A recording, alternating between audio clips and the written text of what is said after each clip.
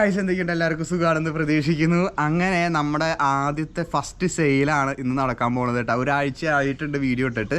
So അതിനുള്ളിൽ നമ്മുടെ subscribers തന്നെയാണ്. ഒരു സബ്സ്ക്രൈബറാണ്, എബ്രോഡാണ്, ഇന്നലെ നാട്ടിലെത്തി, ഇന്ന് വീട്ടിലേക്ക് വരാമെന്ന് പറഞ്ഞിട്ടുള്ളത്. സോ അതിനെക്കാട്ടും മുന്നേ എങ്ങനെയാണ് ഒരു സൈക്കിള് നിങ്ങളുടെ കയ്യിലേക്ക് എത്താനേക്കാട്ടും മുന്നേ ഞാൻ തന്നെയായിരിക്കും അസംബ്ലിങ് ചെയ്യുന്നുണ്ടാവുക. എങ്ങനെയാണ് ഞാൻ ചെയ്യണത്, അതുപോലെ തന്നെ ഓൾ കേരള നമ്മൾ ഡെലിവറിയും കാര്യങ്ങളൊക്കെ ചെയ്ത് കൊടുക്കുന്നുണ്ട്. സോ എങ്ങനെയാണ് ബാക്കി കാര്യങ്ങൾ ചെയ്യുന്നത് എന്നാണ് ഇന്ന് കാട്ടിത്തരാൻ പോണത്. ഏതൊരു സൈക്കിളും അൺബോക്സിങ് ചെയ്യുമ്പോൾ ചെയ്യരുത്, പലതവണ കാട്ടിയിട്ടുണ്ട്. സോ ഇന്ന് കുറച്ച് സ്പെഷ്യലാണ്, നമ്മുടെ ആദ്യത്തെ സെയിലും കൂടിയാണ്, അതുപോലെ തന്നെ ഒരു അവയർനെസ്, ഒരു ഇത് കൂടിയാണ് കേട്ടോ, ലൈക്ക് എങ്ങനെയാണ് ചെയ്യേണ്ടത് എന്നുള്ളതാണ്. സോ നമ്മുടെ സൈക്കിള് ഇവിടെ ഇരിക്കുന്നുണ്ട്.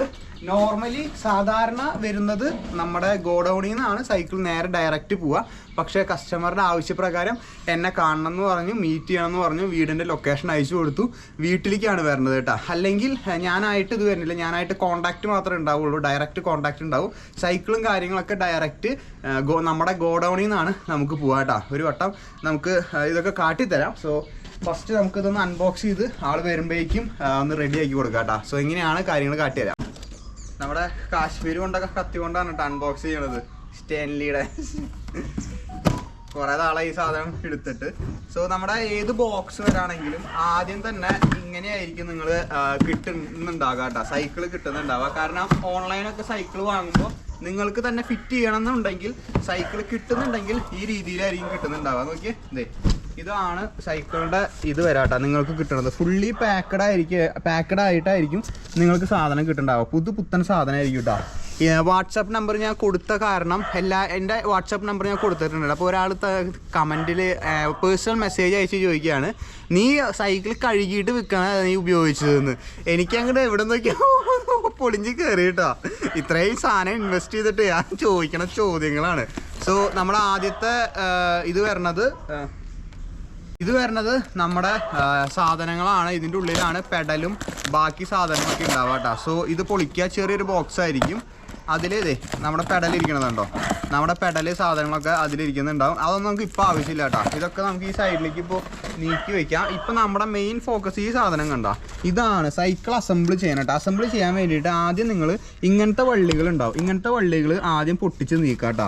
ഞാൻ ചെറിയൊരു ഇതാണ് പറഞ്ഞത്, ഞാൻ പല വീഡിയോയിൽ ഞാൻ പറഞ്ഞിട്ടുണ്ട് എങ്ങനെയാണ് അൺബോക്സിങ് കാര്യങ്ങളൊക്കെ ചെയ്യുക. അൺബോക്സിങ് കാട്ടി തന്നിട്ടുണ്ട്, പക്ഷേ ഞാനൊരു കൃത്യമായിട്ടൊരു ഗൈഡൻസ് ആണ് തരുന്നത് കേട്ടോ, എങ്ങനെയാണ് നിങ്ങൾക്ക് സൈക്കിൾ കിട്ടിക്കഴിഞ്ഞാൽ ചെയ്യേണ്ടത് എന്നുള്ളത്. സോ ഇത് ആ സിപ്റ്റയും കാര്യങ്ങളൊക്കെ എല്ലായിടത്തും നിന്നും പൊട്ടിച്ച് കളയാട്ടോ.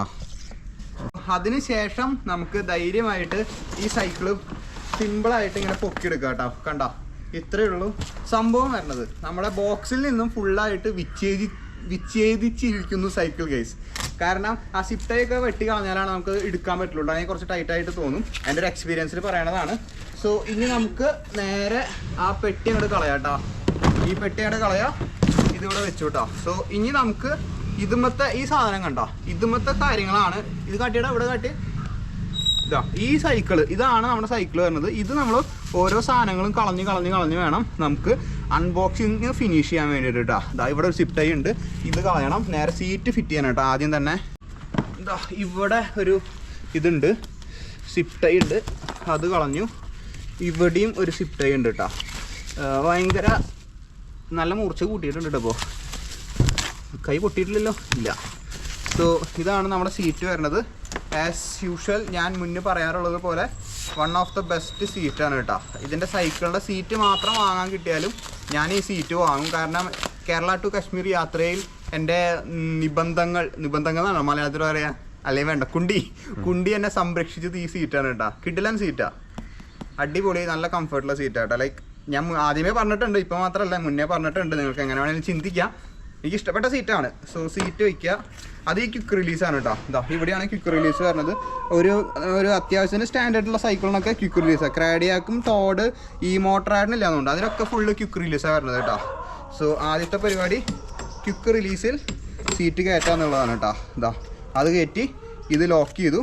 ഓരോന്ന് എടുത്ത് പറയണത് കൃത്യമായിട്ട് മനസ്സിലാവാൻ വേണ്ടിയിട്ടാണ് കേട്ടോ. അടുത്തത് വരണത് ഇത്രയും കോമ്പാക്റ്റ് ആയിട്ടുള്ള ചെറിയ ബോക്സിൽ സൈക്കിൾ കയറാൻ വേണ്ടിയിട്ട് എല്ലാ ഒട്ടുമിക്ക ബ്രാൻഡുകളും ചെയ്യണതാണ് കേട്ടോ. കാരണം വലിയ കർലാസ് പെട്ടിയായി കഴിഞ്ഞ് കഴിഞ്ഞാൽ അതിനനുസരിച്ച് നമുക്ക് സർവീസ് ചാർജ്, കോസ്റ്റ്, കാര്യങ്ങളൊക്കെ വ്യത്യാസം വരും. അപ്പോൾ മാക്സിമം ചെറിയ ബോക്സിൽ അവർ തരുള്ളൂ. അപ്പോൾ നിങ്ങൾ ഈ സംഭവം കണ്ട, ഇതൊന്നും നിങ്ങൾ ശ്രദ്ധിക്കാണ്ട് വലിച്ചു ഊരി കഴിഞ്ഞ് കഴിഞ്ഞാൽ പൊട്ടിപ്പോരും കേട്ടോ. സോ ഇത് കണ്ട, ഇതിൻ്റെ സ്പോക്കിൻ്റെ ഇടയിലാണ് കയറ്റി വെച്ചിരിക്കുന്നത്. സോ ഇത് ഇങ്ങോട്ട് വലിച്ചു കഴിഞ്ഞ് കഴിഞ്ഞാൽ ഈ സാധനം കിട്ടില്ല കേട്ടോ. കമ്പികളുടെ ഇടയിൽ കൂടെയാണ് ഇത് വന്നിരിക്കുന്നത്. എല്ലാ സൈക്കിളിനും അല്ല, ഒട്ടുമിക്ക സൈക്കിളുകൾക്കും ഇങ്ങനെ തന്നെയാണ് വരാം. അത് എടുക്കേണ്ട വിധം ഇത് നേരെ പിടിച്ചിട്ട് ഫ്രണ്ടിലേക്ക് ഒന്ന് വലിച്ചാൽ മതി കേട്ടോ. ഇങ്ങനെ വലിച്ചു കഴിഞ്ഞ് കഴിഞ്ഞാൽ ഇവിടെയും കോറൽ വീഴില്ല, ഇതുമേയും കോറൽ വീഴില്ല. സിമ്പിളായിട്ട് നമുക്കത് ചെയ്തെടുക്കാൻ പറ്റും ഇതിവിടെ നിന്ന് കേട്ടോ. അതാണ് ഇതിൻ്റെ മെയിൻ സാധനം വരേണ്ടത്. അല്ലെങ്കിൽ ചിലപ്പോൾ ഇത് പണിയാവും, നിങ്ങൾ ജസ്റ്റ് ഒരു വലി വലിച്ചു കഴിഞ്ഞാൽ കേട്ടോ. അപ്പോൾ അതൊന്ന് ശ്രദ്ധിക്കണം ഈ സാധനത്തിൻ്റെ ഇതൊന്ന് വലിച്ചെടുക്കുമ്പോൾ കേട്ടോ.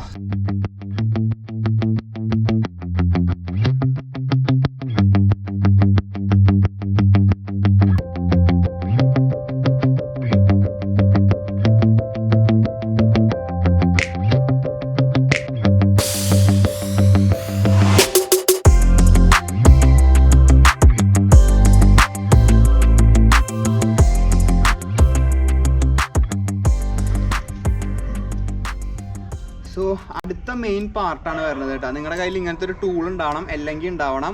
ഒട്ടുമിക്ക സൈക്കിളിൻ്റെ ഇതുകളും തരും, അല്ലെങ്കിൽ തരില്ല കേട്ടോ. ഇലക്ട്രിക് സൈക്കിളിൻ്റെ നിന്നാണ് എനിക്കിത് കിട്ടിയിരിക്കുന്നത് കേട്ടോ. ബാക്കി ഒറ്റ വണ്ടികളിൽ നിന്ന് എനിക്ക് കിട്ടിയിട്ടില്ല ഈ സാധനം. സോ ഈ സാധനം ഉണ്ടെങ്കിൽ അടുത്ത ക്രൂഷ്യൽ കോംപ്ലിക്കേറ്റ് ആയിട്ടുള്ള പാർട്ട് ഇതാണ് വരുന്നത് കേട്ടോ. ഹാൻഡിൽ ബാർ ചിലപ്പോൾ അവർ ലൂസ് ചെയ്തിട്ടായിരിക്കും തരുന്നുണ്ടാവുക, അല്ലെങ്കിൽ നമ്മളൊന്ന് അറേഞ്ച് ചെയ്തിട്ട് ഫിറ്റ് ചെയ്യേണ്ടി വരും കേട്ടോ. അപ്പോൾ അതിന് വേണ്ടിയിട്ട് നിങ്ങൾ ഈ സാധനം ഒന്ന് നിങ്ങൾ തന്നെ ഫിഗർ ഔട്ട് ചെയ്യണം. അതൊരു വീഡിയോയിൽ പറഞ്ഞാൽ എങ്ങനെയാണെന്ന് അറിയില്ല. ഈ സാധനം ഇങ്ങനെ ഉള്ളിലേക്ക് ഉൾട്ടയായിട്ടിരിക്കുന്നുണ്ടാവും. അത് നേരെ ഇങ്ങോട്ടൊന്ന് തിരിച്ച് ഹാൻഡിൽ ബാർ ഒന്ന് ഇതിലേക്ക് കയറ്റിയിട്ട് എല്ലാ നട്ടും ഒരേ ലെവലിൽ ടൈറ്റ് ചെയ്താൽ മതി കേട്ടോ. വേറെ പ്രത്യേകിച്ച് ഇതിൽ അത്ര കോംപ്ലിക്കേഷനൊന്നുമില്ല. എല്ലാ ഇതുകളും ഇപ്പോൾ ഈ ഗ്യാപ്പ് കണ്ട നിങ്ങൾ, ഇവിടുത്തെ ഗ്യാപ്പ് എല്ലാം സെയിം ആയിരിക്കണം കേട്ടോ. ഒരേ രീതിയിൽ ടൈറ്റ് ചെയ്യുക, എല്ലാം കൃത്യ അളവിൽ ടൈറ്റ് ചെയ്യുക. അത്രയും സംഭവം ഇതിൽ വരുന്നുള്ളൂ കേട്ടോ.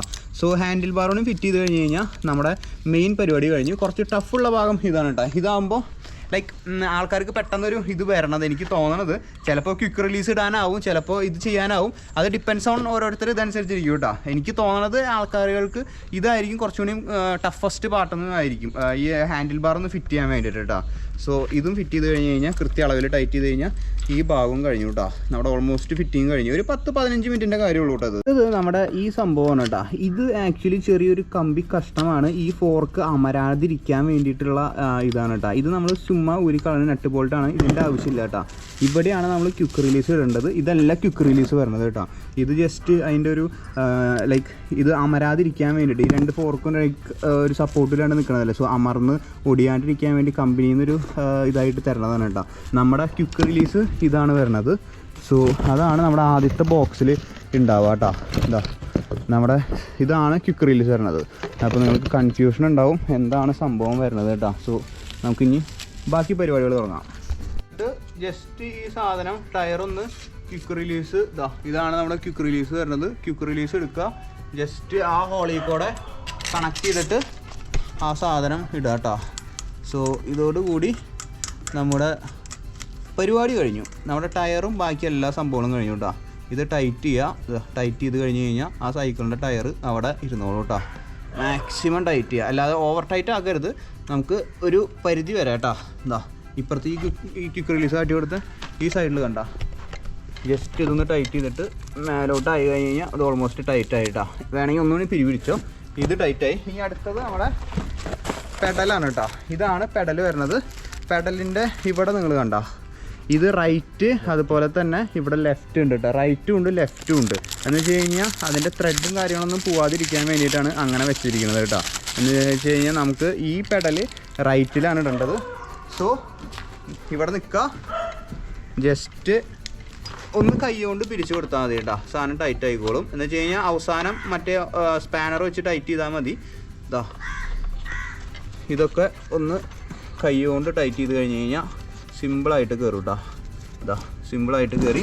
ഇപ്പുറത്തും അതുപോലെ തന്നെ ഇത് ലെഫ്റ്റ് ഇവിടെ എടുക്കുക. ഇതാ ഇതും കൈ കൊണ്ടൊന്ന് ടൈറ്റ് ചെയ്ത് കഴിഞ്ഞ് കഴിഞ്ഞാൽ നമ്മുടെ പെഡലും ഫിറ്റായി കഴിഞ്ഞു കേട്ടോ. അപ്പോൾ ഇതാണ് നമ്മുടെ സൈക്കിൾ വരുന്നത് കേട്ടോ. സൈക്കിള് ഫുള്ള് ഫിറ്റ് ചെയ്ത് കഴിഞ്ഞു. ഇതിൽ കുറച്ച് കാര്യങ്ങളൊക്കെ നിങ്ങൾക്ക് മനസ്സിലായത് വെച്ച് ചെയ്യുക.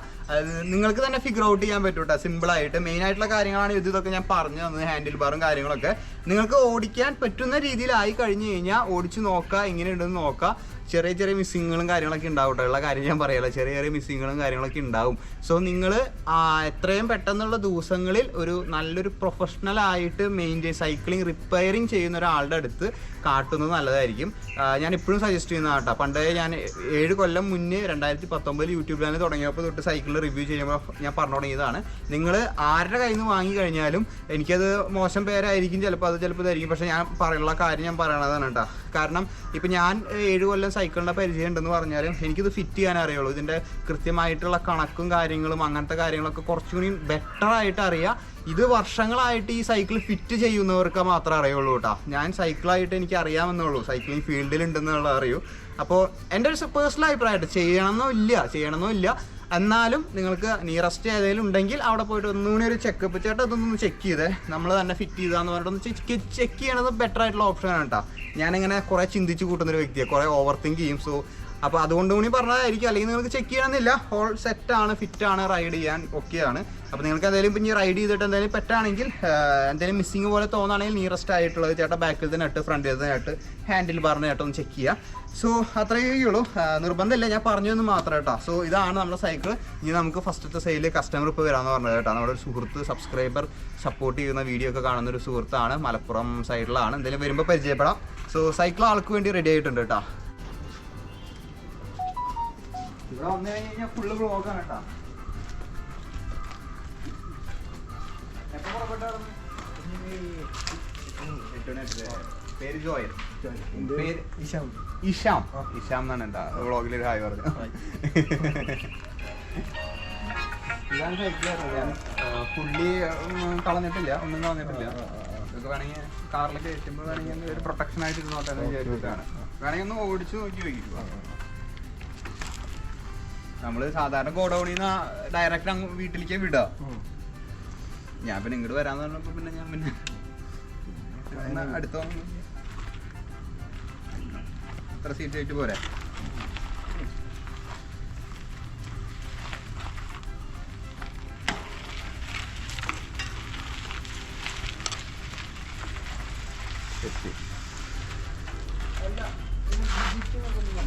എല്ലാം പറഞ്ഞാലും ഇത് നമുക്കിപ്പോൾ ഫ്രണ്ടില് 3 ഗിയറുണ്ട്, ബാക്കില് 7 ഗിയറുണ്ട്.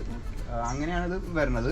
ഗിയർ ഷിഫ്റ്റിംഗ് എന്ന് പറയുമ്പോൾ വേറെ ഒന്നും ശ്രദ്ധിച്ചില്ലെങ്കിലും നമ്മൾ ജസ്റ്റ് ഇങ്ങനെ നോക്കുമ്പോൾ ഇപ്പോൾ ഫ്രണ്ടിൽ 1ാമത്തെ ഗിയറാണുള്ളത്. ഫ്രണ്ടിലത്തെ 1ാമത്തെ ഗിയറും ബാക്കില് 1ാമത്തെയോ 2ാമത്തെയോ 3ാമത്തെയോ വരാൻ പാടുള്ളൂ മാക്സിമം. എന്ന് വെച്ച് കഴിഞ്ഞാൽ ഇത്ര നോക്കിയാൽ മതി.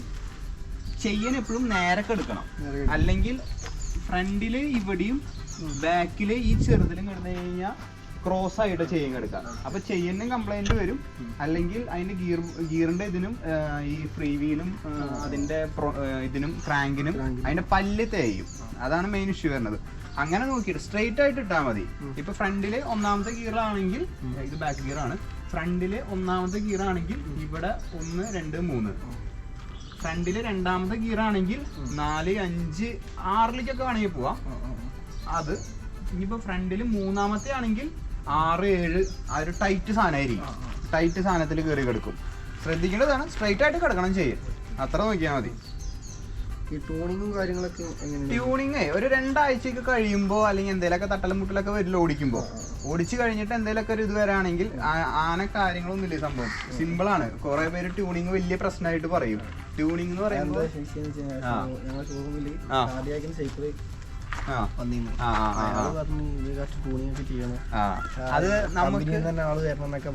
അതൊരു സാധനമില്ല. ട്യൂണിങ് എന്ന് പറഞ്ഞു കഴിഞ്ഞാൽ ടെക്നിക്കലി പറയുമ്പോൾ ചെറിയ ട്യൂണിങ് ഒക്കെ ആണെങ്കിൽ ഈ സാധനം വെറുതെ അങ്ങോട്ട് തിരിച്ചു കഴിഞ്ഞ് കഴിഞ്ഞാൽ അത് കുറച്ച് എക്സ്പീരിയൻസ് വേണം കേട്ടോ. എങ്ങോട്ട് തിരിക്കുമ്പോഴാണ് ചെയ്യുക, അതൊക്കെ കുറച്ചുകൂടി അറിയണം.